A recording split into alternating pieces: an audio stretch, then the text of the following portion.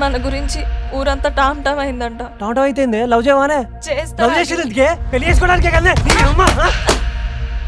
నిన్ను నాకంటే ఎవడు ప్రేమించలేడే.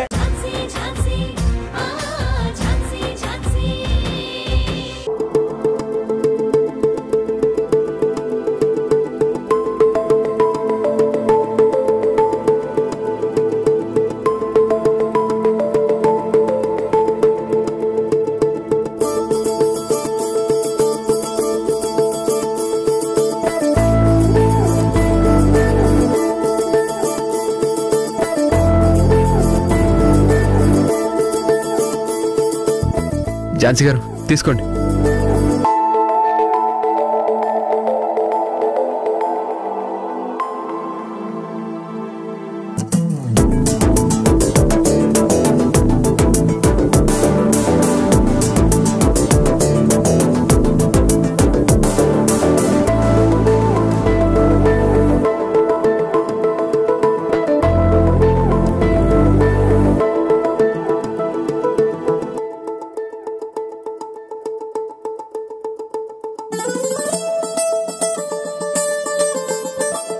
ఏంటండి అలా చూస్తున్నారు?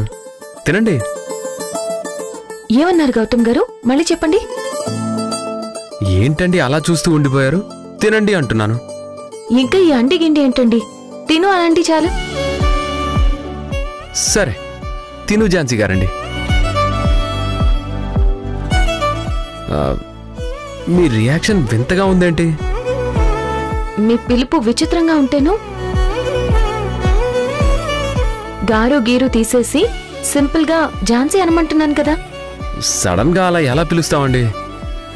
ఏసీ నుండి నాన్ ఏసీకి షిఫ్ట్ అవ్వడం అంటే కొంచెం ఇబ్బంది అయినా షిఫ్ట్ అవ్వచ్చు.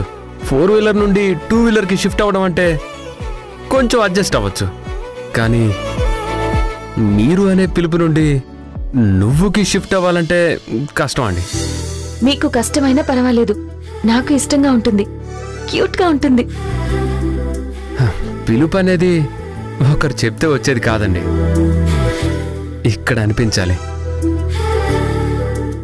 నా ఝాన్సీ గారి దగ్గర నేను ఎలా అయినా ఉండొచ్చు, ఎంత ఫ్రీగా అయినా మాట్లాడొచ్చు, ఏమైనా చెయ్యొచ్చు అని.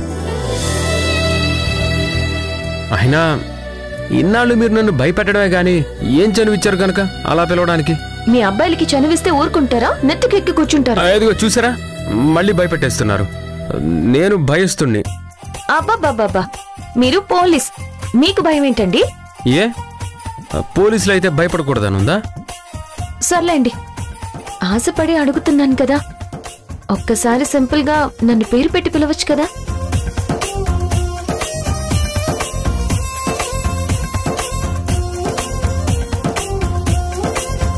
సరే తిని ఝాన్సీ.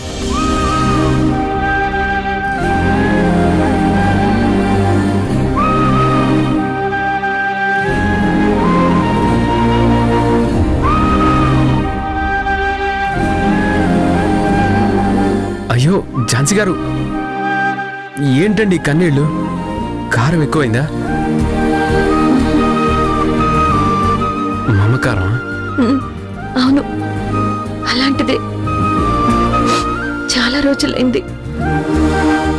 మా అక్క బావ నాకు దూరమైన తర్వాత అందరూ నన్ను పేరు పెట్టి పిలిచేవాళ్లే కానీ ప్రేమతో పిలిచిన వాళ్ళు లేరు. మళ్ళీ ఆ ప్రేమ నాకు మీ మాటల్లో వినిపించింది. నాకన్నీ మా అక్క బావే. ఇప్పుడు వాళ్ళిద్దరిని మీ ఒక్కరిలోనే చూస్తున్నా. నీ మనసులో నాకు ఆ స్థానం ఇచ్చినందుకు చాలా థ్యాంక్స్. వాళ్ళు లేని లోటు నేను తీరుస్తాను.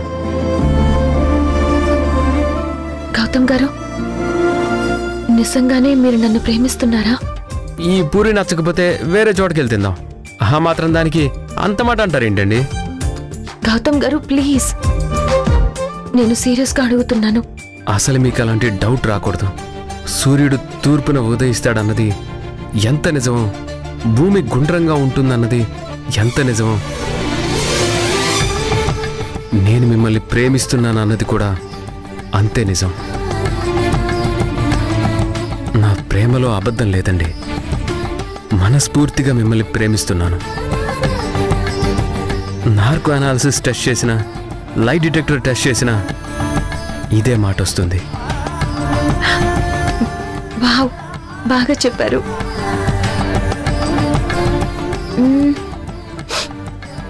సరే, ఎంత ప్రేమిస్తున్నారు?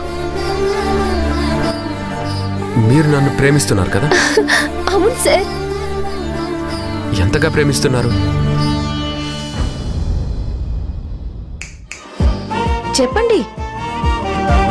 నేనెంత ప్రేమిస్తున్నానో మీకు మాటలతో చెప్తే అది పాట అవుతుంది. పాట రాస్తే అది పుస్తకం అవుతుంది. పుస్తకం రాస్తే అది గ్రంథం అవుతుంది.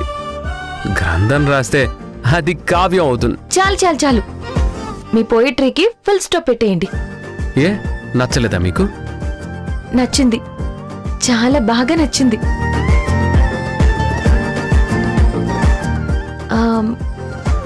నేను మిమ్మల్ని ఒకటి అడగచ్చా? ఒకటి అడగొచ్చా అని పర్మిషన్ తీసుకుంటున్నారంటే మీరు నా నుండి ఏదో ఆశిస్తున్నారని అర్థం అవుతుంది. కరెక్ట్, పోలీస్ వాళ్ళు అనిపించారు. సరే అడగండి. మీరు నిజంగానే నన్ను మనస్ఫూర్తిగా ప్రేమిస్తే నాకొక ప్రామిస్ చేయండి. అనుకున్నా మీరిలాంటి ఫిట్టింగ్ ఏదో పెడతారని ముందే ఎక్స్పెక్ట్ చేశా. టర్మ్స్ అండ్ కండిషన్స్ లేకుండా ఒక అమ్మాయి ప్రేమ అంత ఈజీగా ఎలా దక్కుతుంది? గౌతమ్ గారు, ఐమ్ సీరియస్. ఓకే, చెప్పండి ఏంటో. మన మనసులో ఉన్న ప్రేమని ఒకరికొకరు చెప్పుకున్నాం. బట్ పెళ్ళనేది జరిగితేనే మన ప్రేమ ఫలించినట్టు. ఎస్, నిజమే. కానీ ఆ పెళ్లి కంటే ముందు ఒక ముఖ్యమైన బాధ్యత ఉంది. ఆ బాధ్యత ఏంటంటే, తెలుసండి, పిల్లల్ని ఇంట్లో వాళ్ళకి దగ్గర చేయాలి. ఆ తర్వాతే మన పెళ్ళి. ఇదే కదా మీరు చెప్పాలనుకుంటుంది? ఎస్, అవును గౌతమ్ గారు. I know. ఈ ప్రాసెస్లో మీరు నాకు సహకరిస్తారని నాకు ప్రామిస్ చేయండి.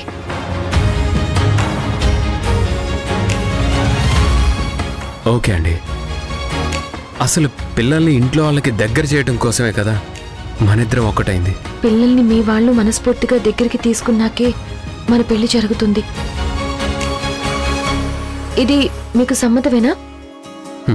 ఓకే ఝాన్సీ గారు, మీరు చెప్పినట్టే పిల్లల్ని మా వాళ్ళు మనస్ఫూర్తిగా దగ్గరికి తీసుకున్నాకే నేను మిమ్మల్ని పెళ్లి చేసుకుంటాను.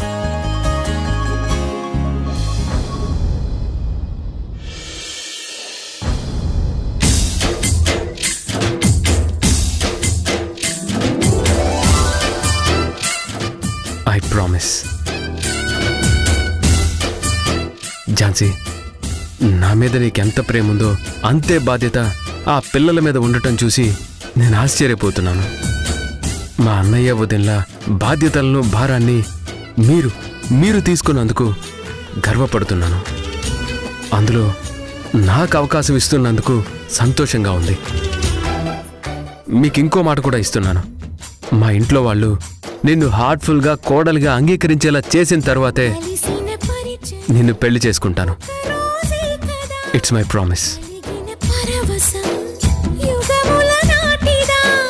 కళ్ళతో చూసే నిజం నిజం కాదేమో, గుండెలో ఏదో ఇంకో సత్యం